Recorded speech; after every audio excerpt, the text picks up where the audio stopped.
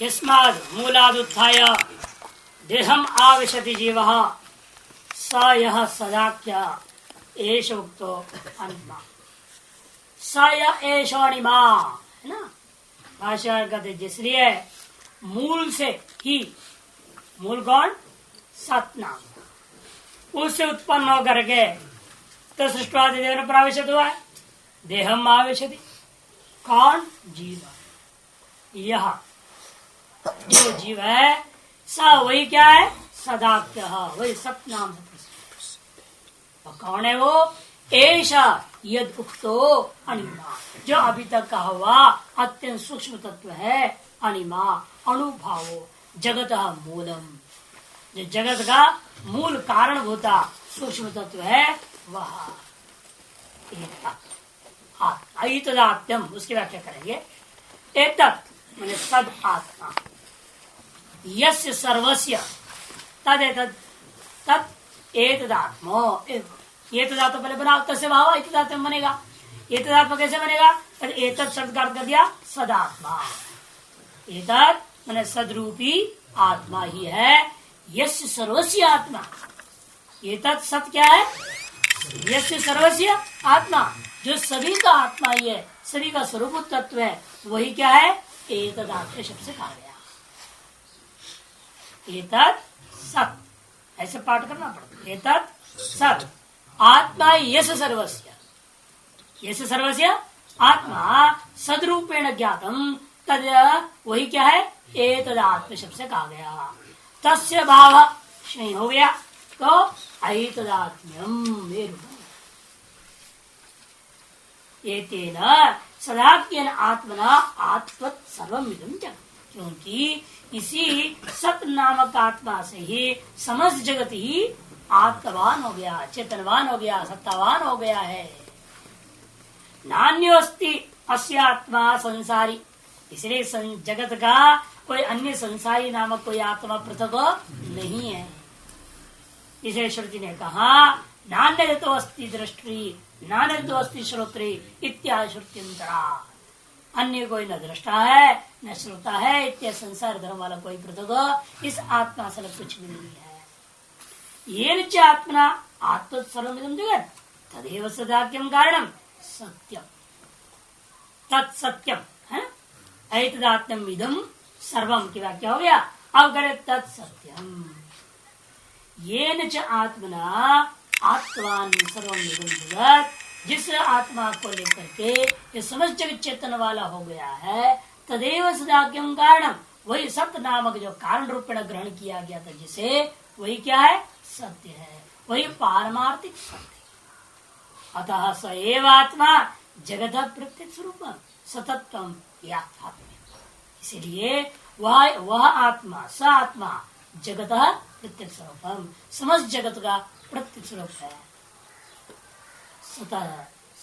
सतत्वम याथात्म्यम मैंने कारण सहित पूर्ण यथार्थ स्वरूप उसका क्या है? यह ब्रह्म ही है। आत्म शब्द से निरुपाद से प्रत्येगात्मनि गवादि शब्दवद निरूढ़, क्योंकि आत्म शब्द से जो आत्म शब्द है वह निरुपद से, उपपद रहित जब प्रयोग हो गया अर्थात उपाधि रहित जब हो जाता है तब प्रत्येगात्मनि, प्रत्येगात्म रूढ़ हो जाता है। गवादि शब्दवत निरूढ़, गोवादि शब्द के समान वह निरूढ़ है, रूढ़ शब्द है। अतः तत् सत त्वमसि, इसी कारण से वह सच जो है वही तुम हो। तुम भविष्य से नहीं बोल रहा है, तुम असी भवसी इदानीमपि, जिस समय तुम अपने अज्ञानवान होकर रह रहे हो इस समय में भी तुम वही हो। एक श्वेत के तो इत्येवं प्रत्यायित पुत्राः, जब ऐसा बोध करा दिया गया तब पुत्र कहते हैं महाराज ये कैसा हो सकता है? पुत्राः भूये मां भगवान विज्ञापयतो यद भवदुक्तम तत्संदिग्धम मम, क्योंकि जो आपने जो कहा हुआ है उस ज्ञान में मेरे को कुछ संशय हो रहा है। इसलिए आप मुझे और बढ़िया से और दूसरे कोई दृष्टांत से समझाइए। क्या तुमको संशय है? संशय यही है, यदि रोज और सारी प्रजा सुषुप्त में चले जाकर रहे और सत्य संपन्न हो जाते हो, तो क्यों नहीं जानते कि मैं सत्य में गया था? क्यों नहीं जान रही? अहनि अहनि सर्वः प्रजा सुषुप्त सत्संपद्यन्ते इति एतद् येन, इति होना चाहिए, होना चाहिए, इत्येतद् हो गया, इत्येतद् येन तत् संपद्येति न विदो तत् सत्संपन्ना भवन्ति। अहनि अहनि प्रतिदिन जो है ना सर्वा प्रजा, सारी प्रजा जो है दुनिया सुषुप्त सत्संपद्यन्ति थी, सुषुप्त काल में सत्य संपन्न हो जाते हैं, ऐसे आपने कहा था। लेकिन यह बात हमारे गले उतर नहीं रहा। एतद् येन तत्संपद्य न विदु, अतः कौन सा कारण है जिस कारण से वे लोग सत्य संपन्न होने के बावजूद भी नहीं जान पाते? क्या नहीं जान पा रहे? संपन्न हुए भी थे, हमसे सत्य संपन्न थे, ये बात उन्हें समझ में नहीं आ रही, ग्रहण ही नहीं होता। अतो दृष्टांत न माम प्रत्यायतु इत्यर्थः, कोई दूसरी कोई दृष्टांत दो जिससे यह बात स्पष्ट हमें ग्रहण हो सके।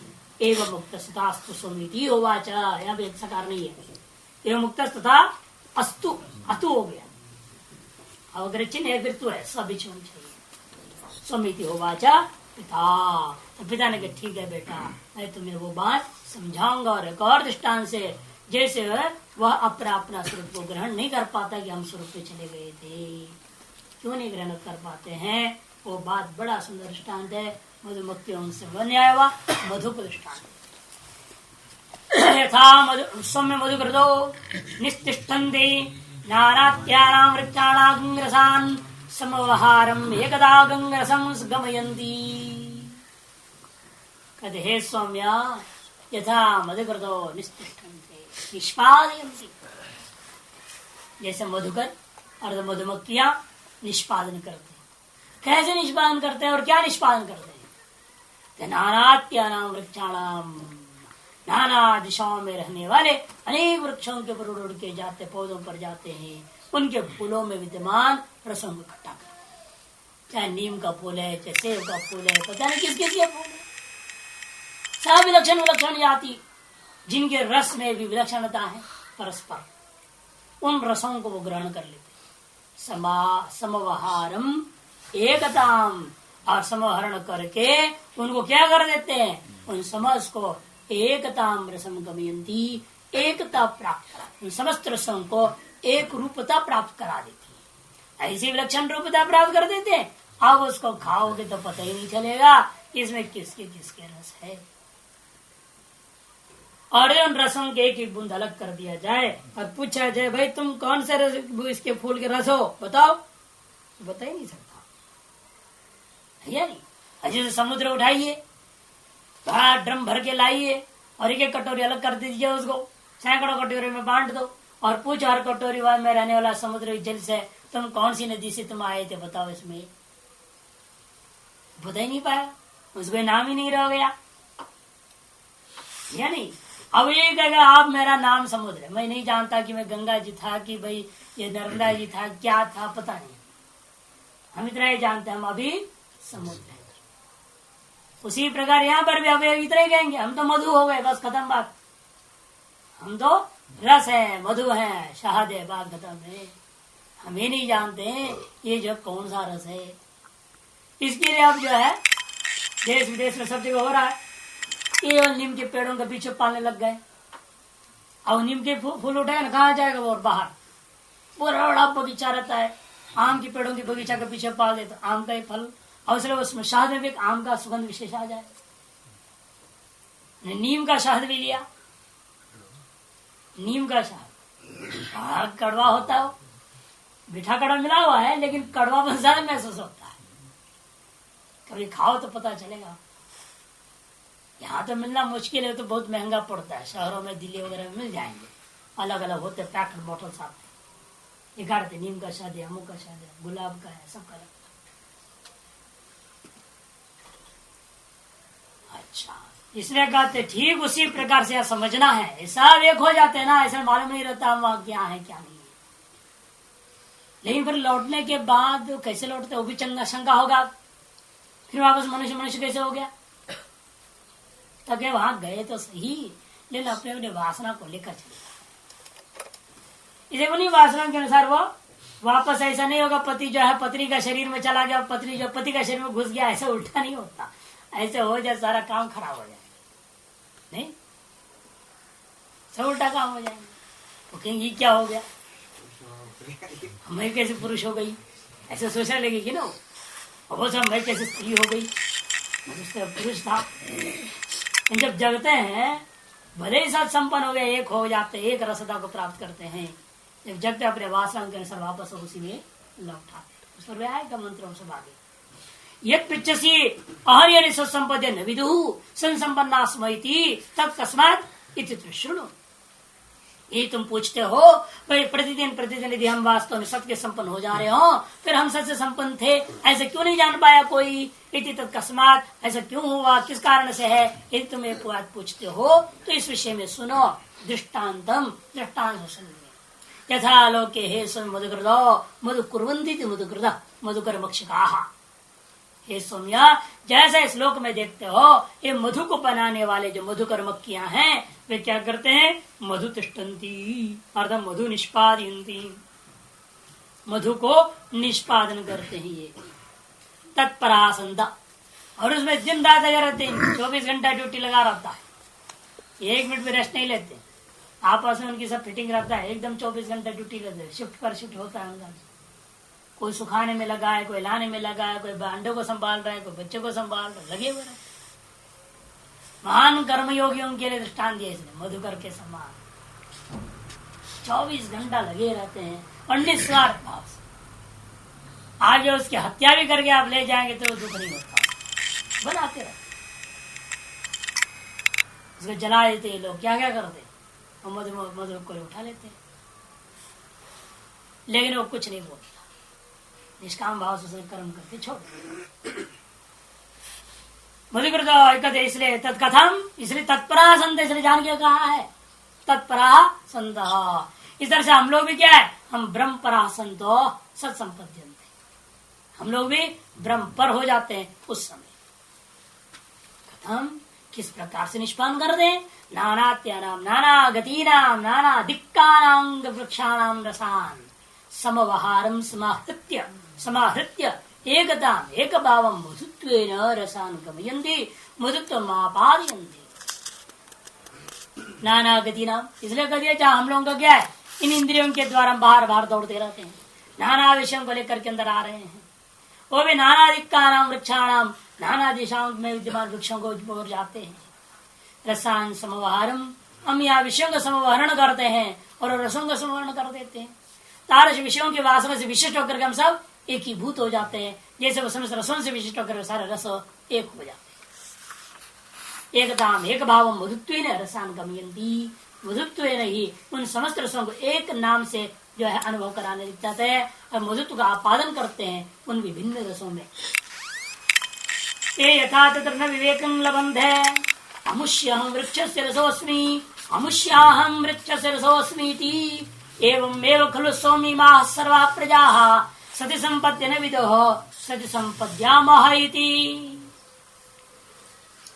ते रसा यदा मधुत्वेन एकतां गताः, वे समस्त प्रकार के रस मधुत्व भाव से जैसे एकता को प्राप्त हुए हैं, तत्र मधुनि विवेकम न लभन्ते, और मधु भाव में स्थित होने के बाद में वह विवेक को प्राप्त नहीं करते। अरे वो नहीं आपस में भी लड़ते, वहां पर एकता जब प्राप्त हो जाता है फिर आपस में ही नहीं करते।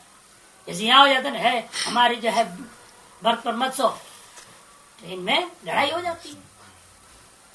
अब बच्चे लोग घर में लड़ते, हमारे बिस्तर पर मैं सोना, जब सो के एक ही भूत हो जाए तो वहां लड़े तो सही, वहां नहीं लड़ते। तुम अछूत हो, तुम मत जाओ, हमारे बिस्तर पर मत जाओ, वहां को ना बिस्तर है ना सिस्तर, कुछ भी नहीं है,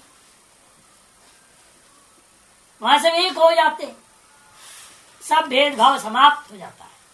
इसलिए कहते हैं जैसे यहाँ पर है वो विवेक नहीं लाभ करते का मतलब क्या, खत्म कथम विवेकम न लभन्ते अमुष्यम आम्रस्य पनसस्य वा वृक्षस्य रसोऽस्मीति।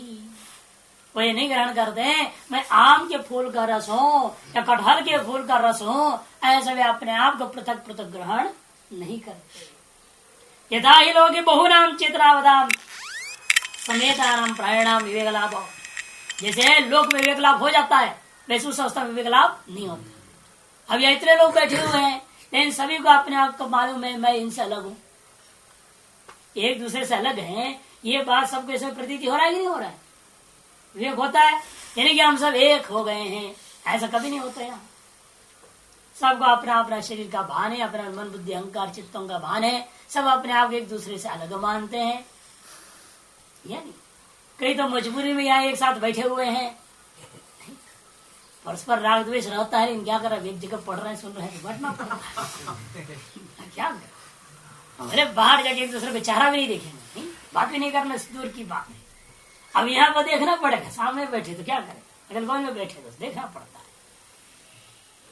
यानी कितनी इतनी विवेक रहता है कि नहीं रहता, भेदभाव सारा अंदर में विद्यमान है। इसलिए कहते हैं यहाँ जैसा होता वैसे वहां रसों में भी नहीं और सुषुप्ति में भी नहीं है। वही यथा ये लोग भुवनाम चेतनावत्ता, इसलिए जान के कहा समेता नाम प्राणी नाम, सब मुर्दों को इकट्ठा डाल दे ढेर, वहां की बात नहीं कहा जा रहा है यहाँ पर।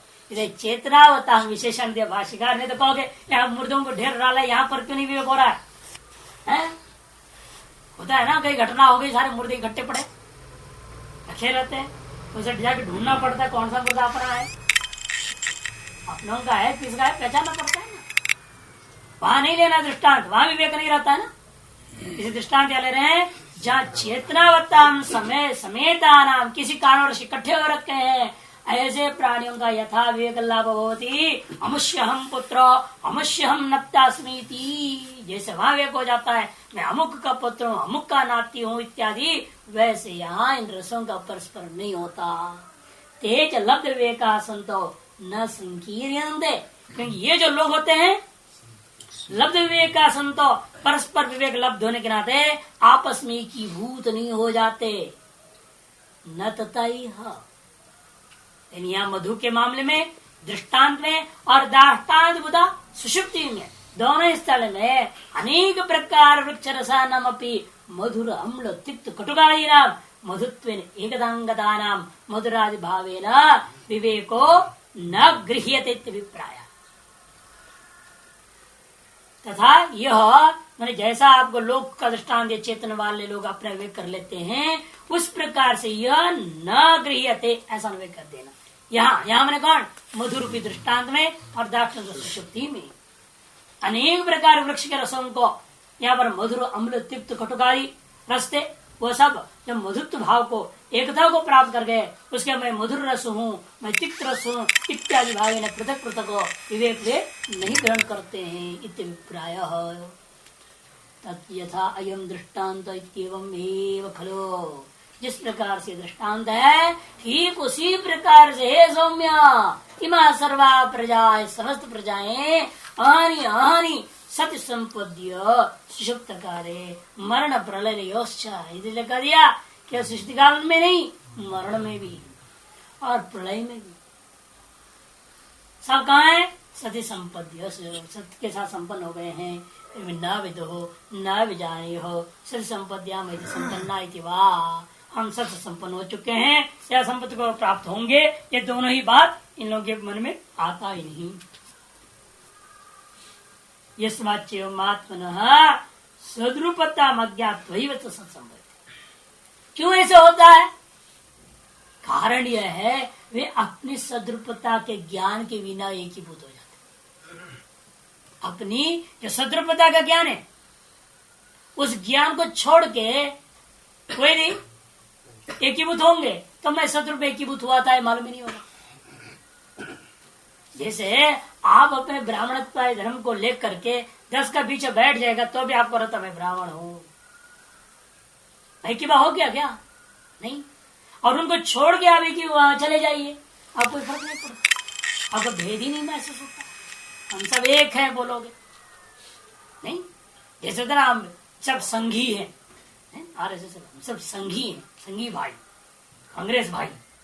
अब वहां पर गया भेदभाव भूल गया, ब्राह्मण क्षेत्र में शूद्र वगैरह, अब एक किताब को लेकर चलते हम सब वही है, एक भाव से लेकर। लेकिन यदि वो अपने आप के अंदर की दूसरे भाव को ग्रहण कर लिया फिर ये नहीं कह पाएगा हम संघी,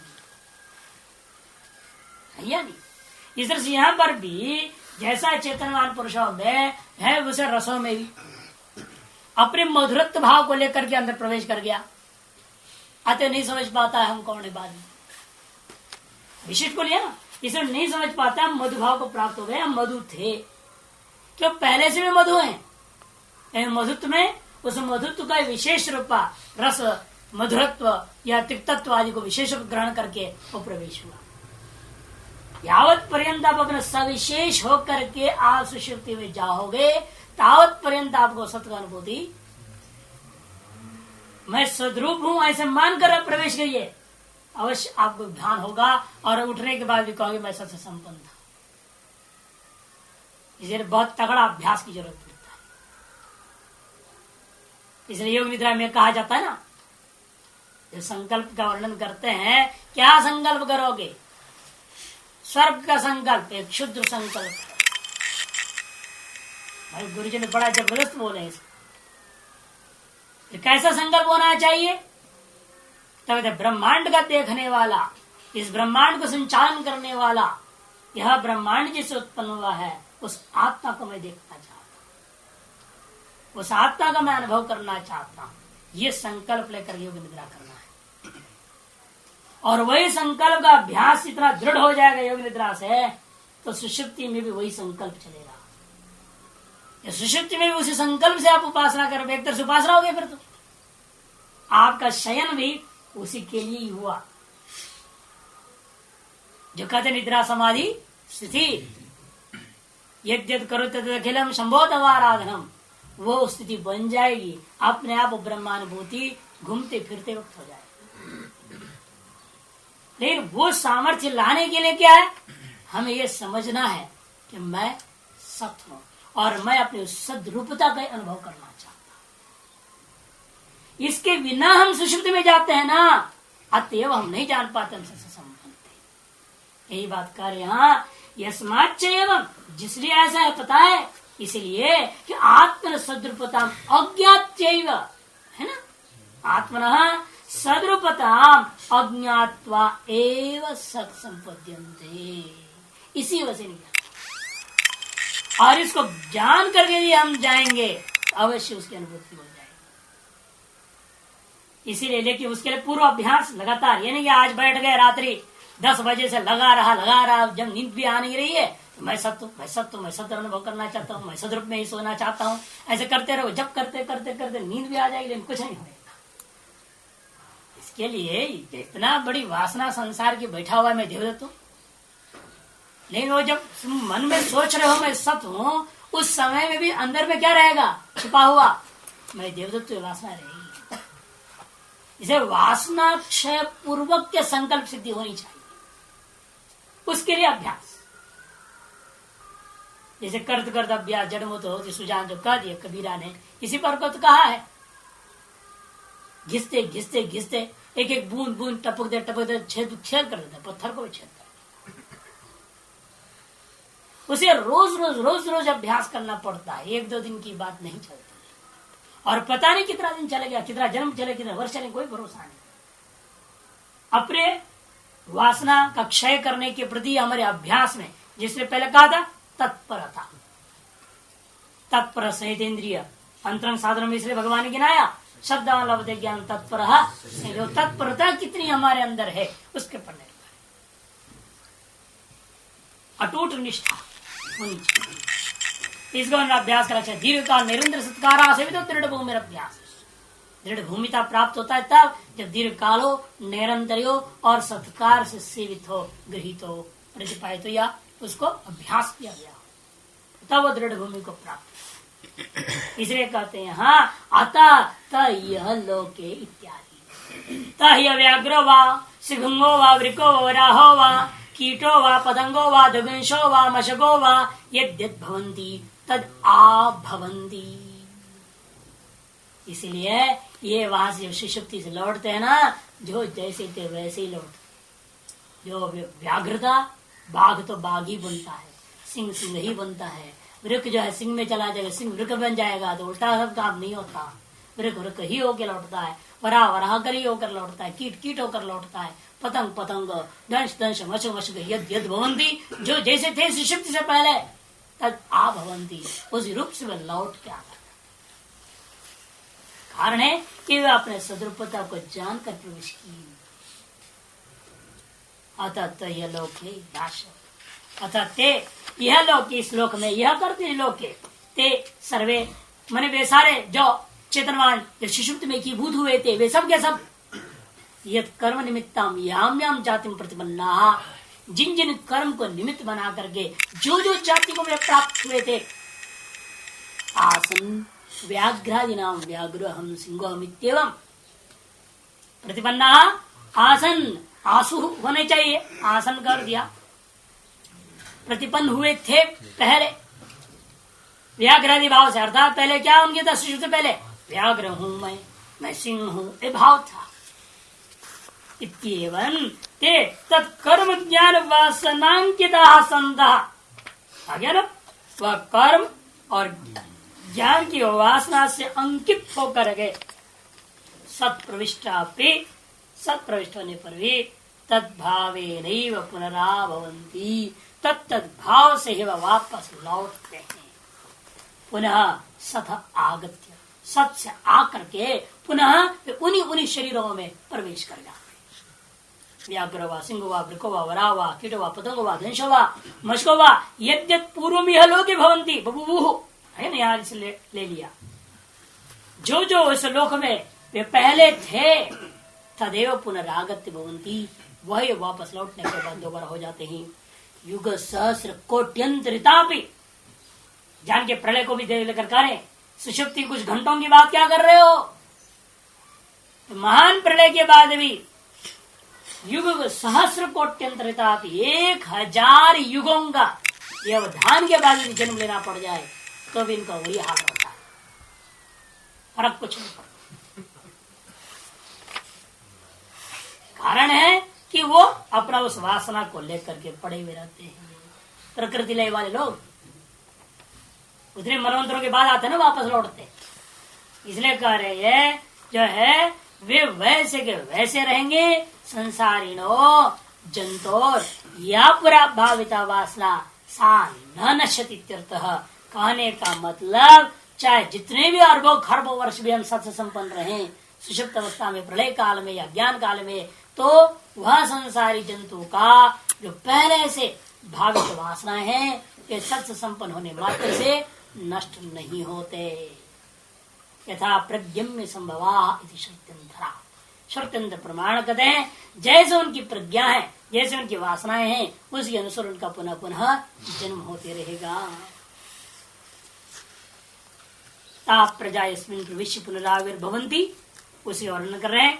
वे जो प्रजाएं जिसमें प्रविष्ट होकर के पुनः आविर्भाव को प्राप्त होते हैं, वही यह स एषो अणिमा ऐतदात्मेतगं सर्वं तत्सत्यगं स आत्मा तत्र श्वेत गेदो भूय एव मा भगवान ज्ञापयति तथा सोमेति होवाच। फिर भी उसके मन में शंका रह जाता,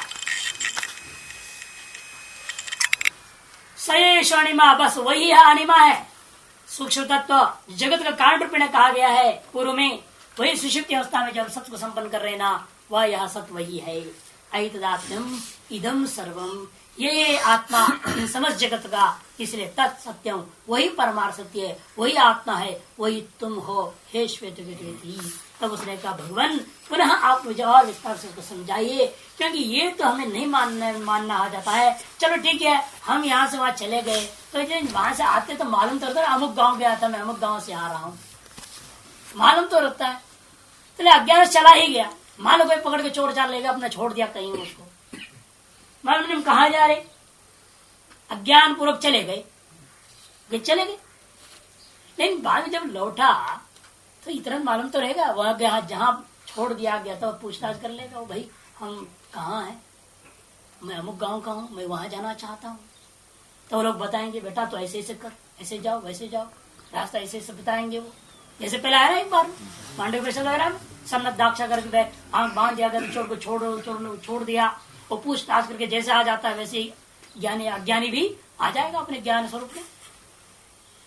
लेकिन वो जानता तो है ना मैं कौन से गांव पार करके कैसे कैसे आया, तो जाते हो तुम्हारा मैंने आंख बांध करके ले गए, कौन से रूप से गया, कौन से गांव है, क्या है, कुछ नहीं मालूम, लेकिन आते वक्त उसको सब मालूम था और आने के उसने कहा भी।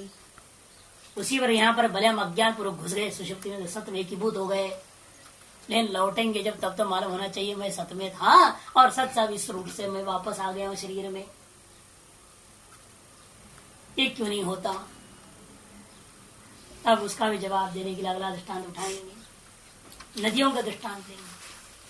वहां भी लौट रहे नदियां वापस समुद्र से, गए समुद्र में थे, समुद्र से लौट रहे हैं, नदियों को मालूम नहीं है क्यों हम जो है बादल बने थे, सूर्य हमको खींच लिया, गर्मी से हमको तपा दिया, खूब वाश बना दिया हमको वहां समुद्र में, वहां से हमको खींच लिया ऊपर और वो ऊपर बादल बन गए, वो बादल को हवा ने उड़ाया और इंद्र की कृपा से जो फिर बरसे, वर्ष करके बूंद बनी, बूंदों से फिर वापस जो है इधर उधर पहाड़ सार सब पर गिरे, झरना फरना बनते बनते बनते इस नदी रूप धारण किए हुए हैं, कौन जानता।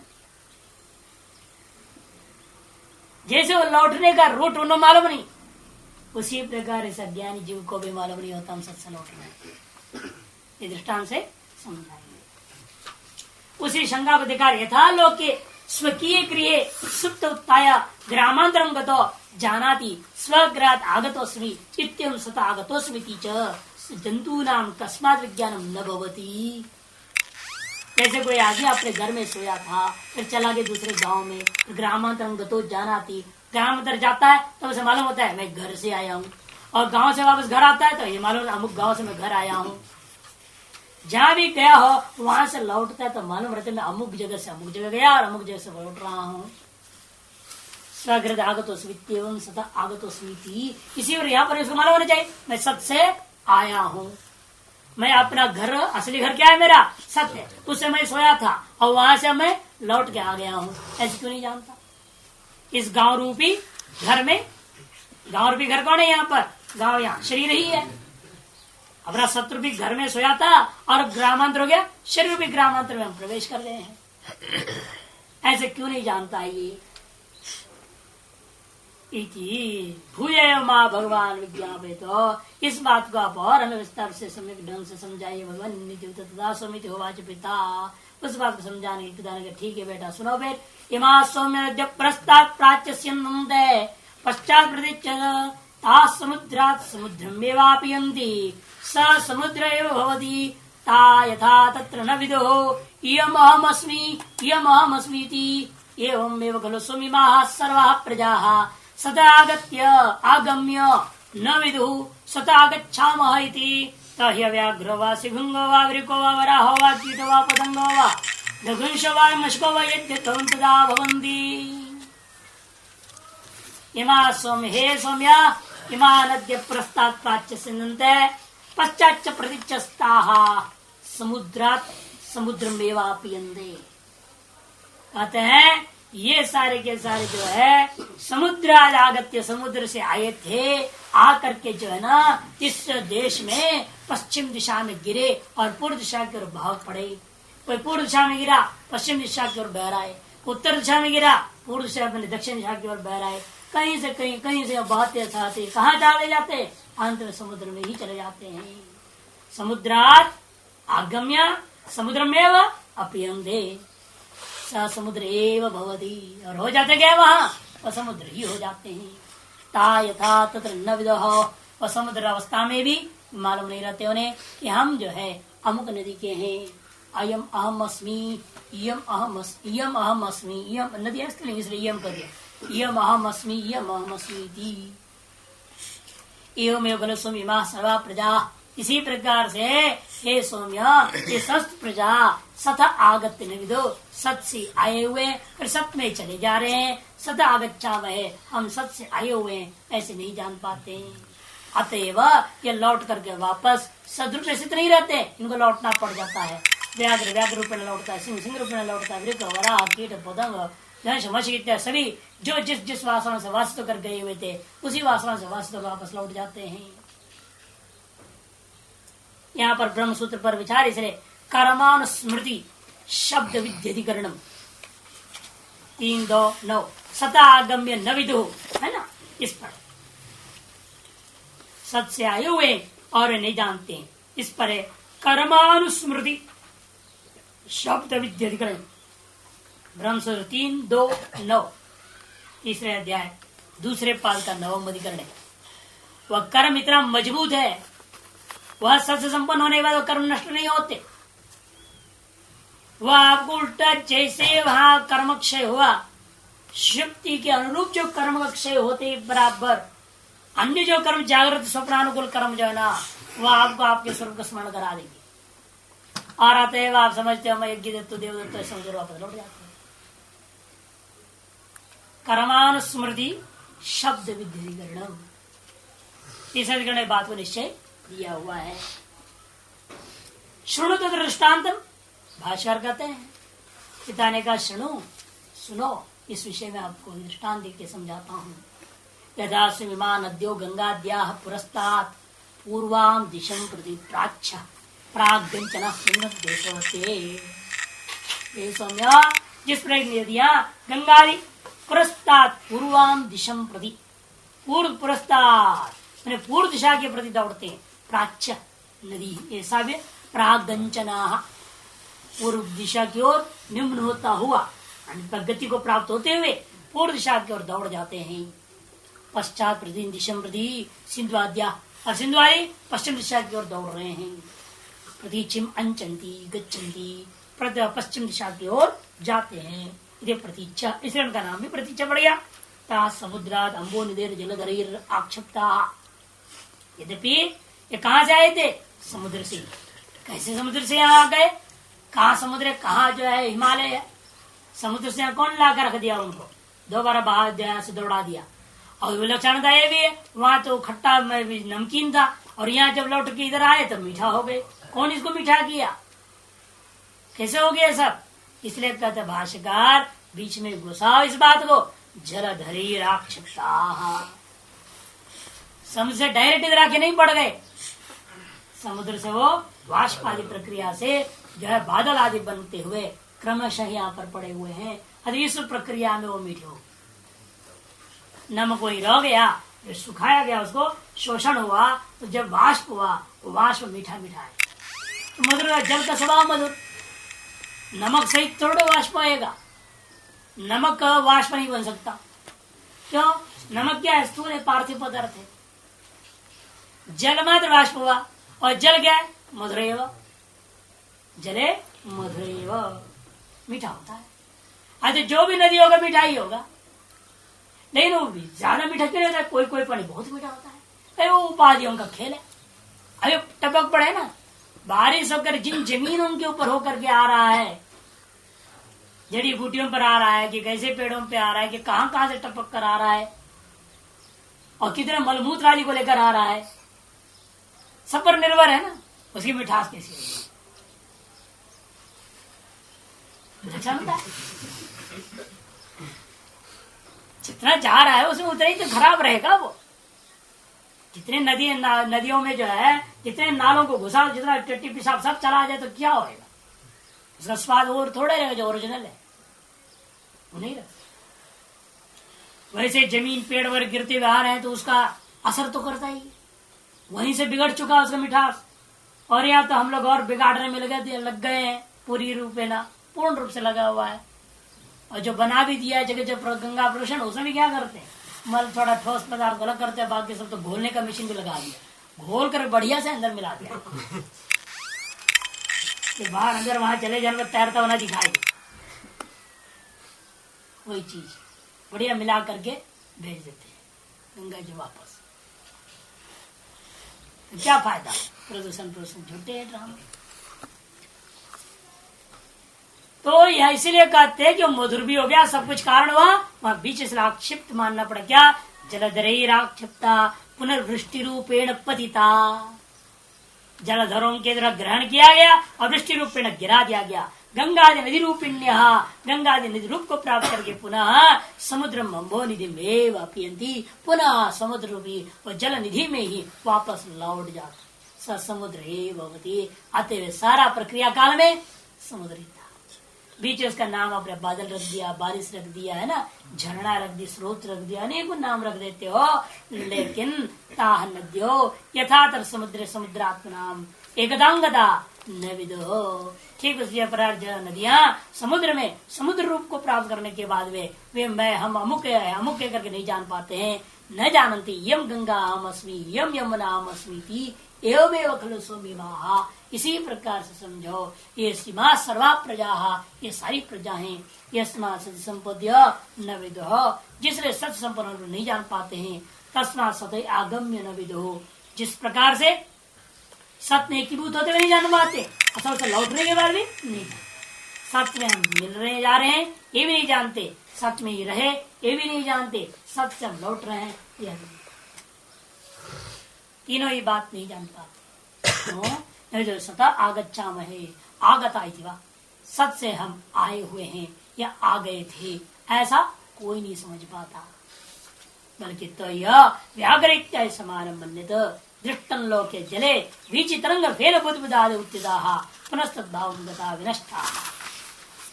लेकिन उसको मन में फिर शंका हुआ, लेकिन ये समस्या है जल से निकला बुद्ध फेन आदि और अंत जल में नष्ट हो गया। नष्ट हो गया तो फिर वो नहीं आता ना, वो तो दूसरा लहर है, वो कोई थोड़ी है। इसी प्रकार यहाँ पर हम सब संपन्न हो गए, हम सब नष्ट हो जाना चाहिए। तो लौटेंगे तो वही कैसे लौटेगा, वही नहीं लौटना चाहिए, तो दूसरा लौटना चाहिए। जो पहला सिंह था वो अलग और अब जो सिंह ये अलग होना चाहिए। एक क्षण विज्ञान की बात आ गई, क्षण विज्ञान भी ऐसी धारा मानता है, ये अलग क्षण विज्ञान वो अलग है। वैसे कि वासना थोड़ी इधर से उधर आ गई है संबद्ध होने से एक धारा के द्वारा, उसी प्रकार कुछ मान लो व्यवस्था नहीं हो सकता। दृष्टम लोके जले विचित्रंग फेन बुद्धायुतिताः पुनस्तुद्धावगता विनष्टा। जीवास्तु इन जीवों की तो कहानी नहीं, तद कारण भाव प्रत्यंग गच्छन्तोपि सुषुप्ते मरण प्रलयोश्च न विनश्यन्ति। लेकिन जीव अपना कारण भाव को प्राप्त हो रहे हैं, दिन प्रति दिन प्राप्त होते सुषुप्ति में, और मरण और प्रलय काल भी प्राप्त होते हैं, विनाश को प्राप्त है। इसलिए अब कहता है मुझे और विस्तार से समझाओ। सहिष्वणिमा ऐतदापि जगन् सर्वं तत्सत्यं सा तत्विश्वतगतो भूय मा भगवान विज्ञापयति तथा स्वमेति होवाच। स या वाया तत्व है, समझ जगत का कारण बुद्धा सूक्ष्म तत्व है, वही यह आत्मा है। और यही है आत्मा समझ जगत का, जो वही सत्य है, वही आत्मा है, वही तुम हो हे श्रुति।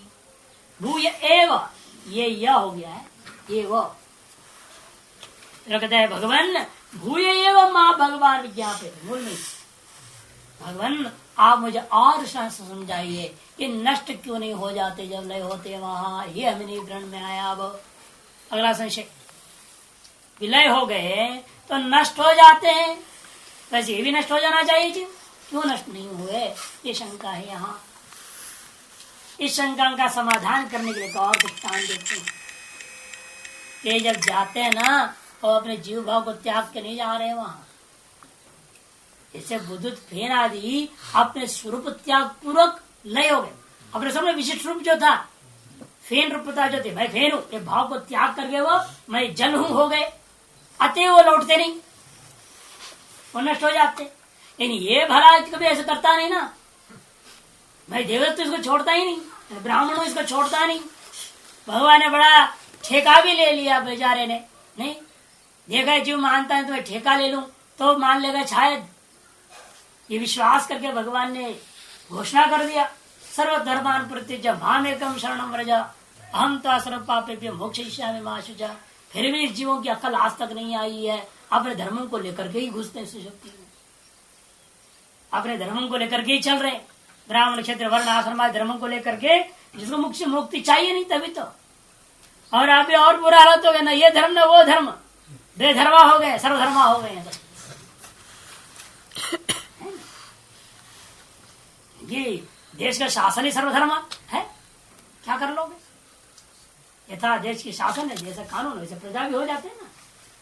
इसलिए हम लोग भी एक दो धर्म वाले पहले हुआ करते थे, है ना, ब्राह्मण हूँ और अमुक आश्रम का हूँ, यही होता था।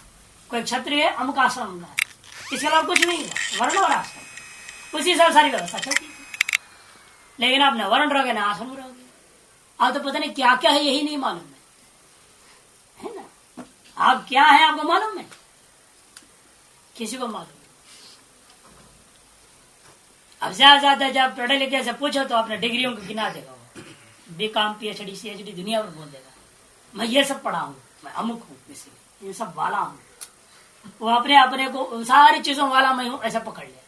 पहले एक दो वाला ही था, अब कई वाला हो गया। नहीं, जैसे यहाँ भी कई वाला मिलते, राई वाला से लेकर के जो डोली वाला कोई वाला दुनिया भर वाला है, उसी का भी कई वाला हो गया। क्या कर भगवान छोटे छोड़ो, जो दो पकड़ते थे उसे भी छोड़ने बोला और यहाँ और 36 जोड़ लिया, उल्टा हो गया ना काम। ये कैसे समझ पाएगा कि मैं सत्य में था, सत्य से आया हूँ, सत्य ही हूँ, ये कैसे ग्रहण करेगा? ये नहीं ग्रहण पाएगा। इसे बड़ा सुंदर दृष्टांत देते हैं वृक्ष का। एक शाखा को काट दीजिए, पेड़ मरता नहीं।